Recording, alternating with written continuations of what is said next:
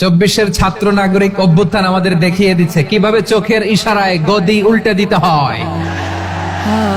তুমি তোমার কল্পনার রাজ্যকে সাজাও, তোমাকে হারাতে পারে এমন কোন শক্তি আল্লাহর জমিনে নাই। তোমার কি শক্তি, কি সম্ভাবনা তুমি জানোই না মিয়া। তুমি এদিকে তাকাও কেন? তোমার রাস্তা তো ওই দূরে। কল্পনার শক্তিকে বড় করো।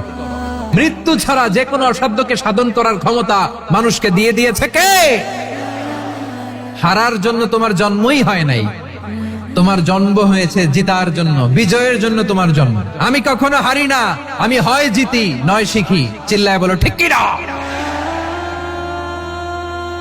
আল নাসু মাআদেন, মানুষ হচ্ছে খনি। এই খনির যত্ন নিতে হবে। আমার মা বাবা যারা এসেছেন, আপনার ছেলে মেয়ের যত্ন নেন। ওর কনফিডেন্স আপনি কমাবেন না, আপনি কমাতে পারেন না।